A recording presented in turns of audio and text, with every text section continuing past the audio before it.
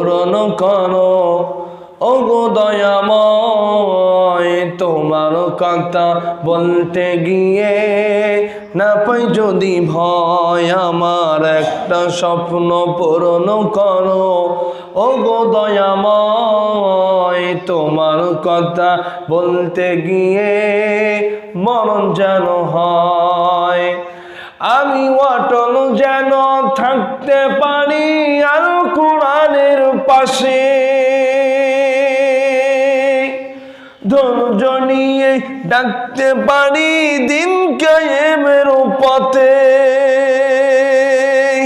ধৈর্য দিও, ঈমান দিও, সাহস দিও, ধৈর্য দিও ওগো দয়াময়, তোমার কথা বলতে গিয়ে না পাই যদি ভয়, আমি তোমার কথা বলতে গিয়ে মরণ যেন হয়। আমার একটা স্বপ্ন পূরণ করো ওগো দয়াময়, তোমার কথা বলতে গিয়ে মরণ যেন হয়। এক জিকির করি লা ইলাহা,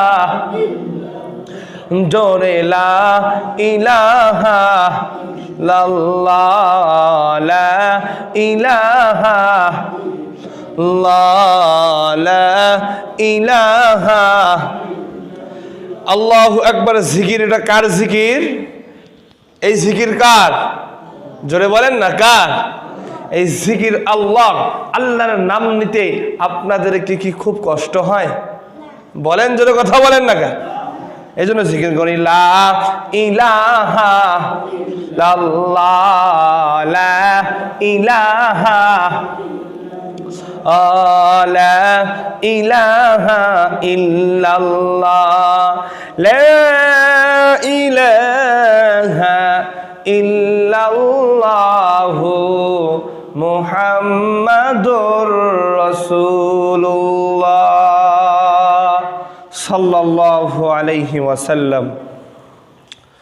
সম্মানিত হাজিরিন, যে মহান আল্লাহ সুবহানাহু ওয়া তাআলা আল্লাহর ঘর মসজিদে আসার এবং বসার তৌফিক দান করলো, যে মহান আল্লাহ রব্বুল আমিন হাজারো কাজ থেকে, হাজারো ব্যস্ততা থেকে আল্লাহর ঘর মসজিদে আসার এবং বসার তৌফিক দান করলো, এই সেজন্য আপনারা খুশি না বেজার?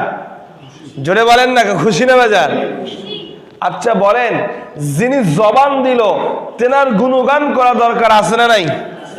তার গুণগানকে আস্তে করলে চলবে না, জোরে করা লাগবে।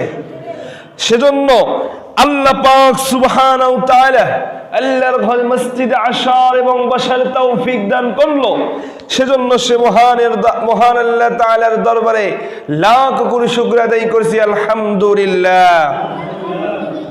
বিশ্ব নবী, মানবতার নবী, যেই নবী না হলে এই সময়টা পেতাম না, যেই নবী না হলে এই পৃথিবী হতো না, যেই নবী না হলে এই পৃথিবীর গাছপালা, নদী নালা, খালবিল কিছুই হতো না, সেই নবীর প্রতি দুরূদ সাল্লাল্লাহু আলাইহি ওয়াসাল্লাম।